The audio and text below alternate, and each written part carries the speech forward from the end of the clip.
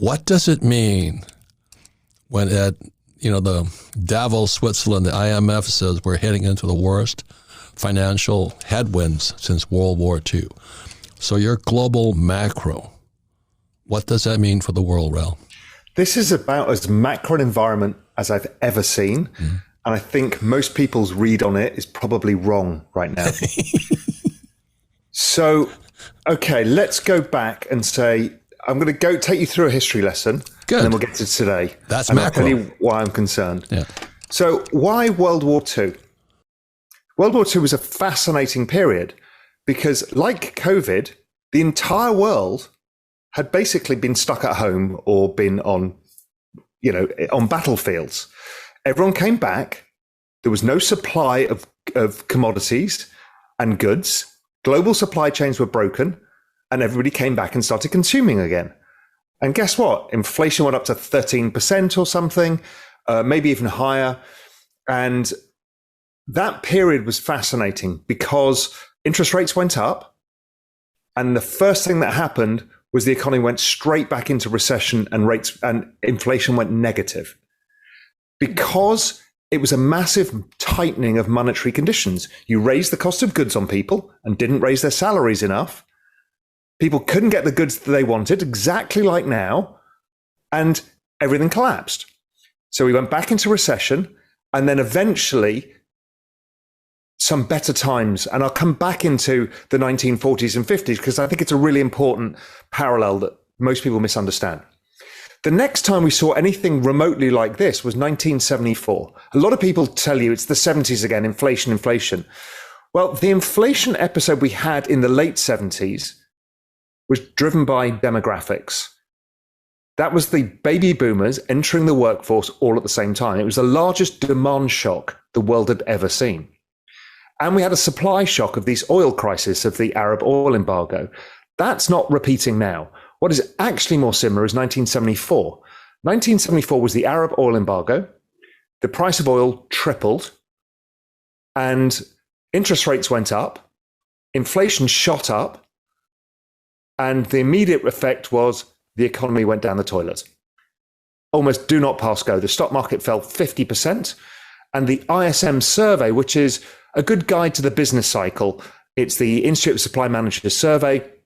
Anytime it crosses below 50, suggests the economy is getting weak. A recession comes at about 47. It hit 30, which was the lowest in all history. And it happened in a space of 4 months. It went from roughly where it is today, which is around 55, and went to the lowest level in 4 months, based on exactly the same kind of setup we've got now. So are you saying that the 70s are now pretty close? Yes, and inflation fell in 1974 afterwards. People are still thinking inflation goes on forever. It did not, and it did not in the 1940s either. Then the next one up is 1984. 1984, we saw an issue where global trade, there was a huge amount of trade disputes. The dollar was pretty strong, like it is now. Interest rates were going up, and inflation was high. And everybody was fearing, looking back and saying, oh, we don't want the early 80s, late 70s again, the inflation. So Volcker was tightening rates too much and the economy collapsed. It didn't go to recession because the Fed quickly started cutting rates, but the dollar went up a lot more and created a lot more problems. We ended up with the Plaza Accord in 1985 when everybody had to stop the dollar going up from destroying the global economy. Right. So then the next time we see something similar was 2008. 2008, if you remember, the oil price was at $147. Inflation was 6%. The Fed had been cutting into that because the economy was imploding. 2018, exactly the same. Oil prices high, inflation high. The Fed were hiking rates, trying to tighten the balance sheet. And what happened is the economy rolled over really quickly again. Okay, so what's going on here? Why does this phenomena keep happening? Everyone extrapolates inflation out forever. What actually happens is that consumption falls because we've tightened monetary conditions. So tightening monetary conditions to ordinary people means the cost of your mortgage has gone up at the fastest pace in history. Over a 1 year period, mortgage rates have never risen this fast. So any money you borrowed has suddenly got much more expensive. Your wages haven't kept up with the cost of just basic services like food. So you're actually feeling poorer. So you can't consume as much, and you start not consuming other things.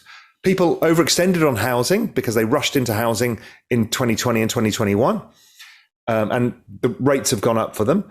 Also, just the rise in things like the cost of oil has meant that, you know, gas prices, all of this stuff, and then the rise in the dollar, which is a monetary tightening. All of these things get together would suggest, and I put them on a chart, it suggests that the ISM is going back to 30, which is as it was in 1974, which is a terrifying fall. Now, what does ISM stand for? Institute of Supply Management. It's the survey of buyers at corporations who buy goods and services. They ask them, you know, what is your read on the economy? How much inventory have you got? What are prices paid like? That kind of stuff. And they create these surveys, and they're readily available online, and you can have a look at them. And they go up and down with the economy. They tend to lead the economy. And it's suggesting that if we're not careful, we could have a very sharp, nasty recession, meaning kind of a negative 5% GDP recession. It might be short, depending what the Fed does, and we'll come on to that in a bit. So we've got the setup that we've seen many times in the past. We've got the forward-looking indicators, this monetary tightening, suggesting we've got some real pain to come. Then the anecdotal evidence, we're seeing all the tech companies who were bulletproof laying off staff and giving earnings warnings because everybody can't raise prices enough. So their margins are falling and people have overextended. Amazon said, we've hired too many people. They're one of the biggest employers in the United States. Okay, this is not good. But the answer to higher prices is higher prices. And that's what's happened. And everybody's looking around you themselves saying, well, what's going to break when stuff like this happens? The market goes down, something's going to break. You know, we're looking, what bank is it? What hedge fund is it? The actual answer is it's the economy. The economy has just broken. And the Fed are going to have to pivot.